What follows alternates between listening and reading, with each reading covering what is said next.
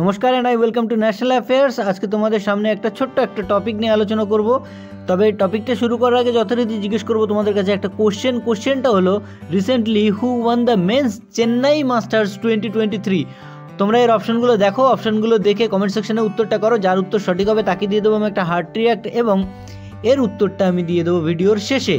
তো আমরা যে টপিকটার কথা বলছিলাম সেই টপিকটাও actually WHO world health organization, যার স্থাপনা 1948 সালে, হেডকোয়ার্টার জেনেভা শহরে অবস্থিত। WHO দ্বারা ঘোষণা করা হলো একটা রোগ, সেই রোগটার নাম হলো neglected tropical disease. Let me say it again, neglected tropical disease.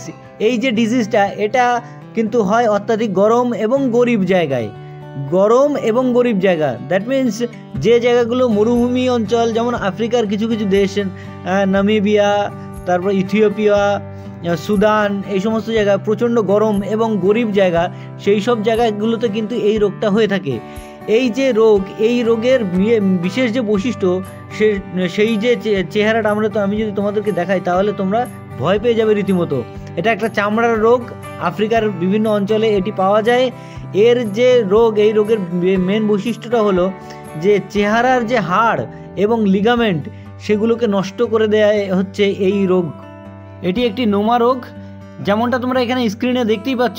A severe gangrenous disease of the mouth and face primarily affects malnourished young children between the age of 2 to 6 years in region of extreme poverty.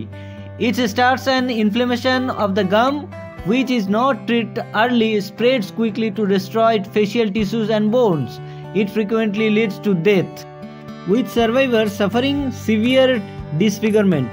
তার মানে আমরা এখানে বুঝতেই পারছি যে 2 থেকে 6 বছরের বাচ্চাদের কিন্তু বেশি অ্যাটাক করে এটা, এবং যেখানে এক্সট্রিম প্রভার্টি আছে সেখানে প্রথমে গাম থেকে এটা শুরু হয়, মানে মাড়ি থেকে এটা শুরু হয়, তারপর আস্তে আস্তে এটা পুরো সারা মুখের ছড়িয়ে পড়ে। যদি এটাকে আর্লি ট্রিটমেন্ট না করা হয় তাহলে কিন্তু সারা যে আমাদের বোন এবং টিস্যুগুলো আছে সেগুলো কিন্তু নষ্ট করে দেয়, এবং এর জন্য কিন্তু একটা মানুষ মারাও যেতে পারে। এবং যারা এর থেকে বেঁচে যায় তাদের কিন্তু মুখের অবস্থাও কিন্তু খারাপ হয়ে যায়। তো এই ছিল আমাদের আজকের টপিক, আশা করছি তোমাদের পছন্দ হয়েছে। এবার আমরা চলে আসবো আমাদের কোশ্চেনটাতে। কোশ্চেনটা ছিল যে রিসেন্টলি কে চেন্নাই মাস্টার্স ওপেনটা জিতে নিল। এর সঠিক উত্তরটা হলো অপশান এ, ডি গুকেশ।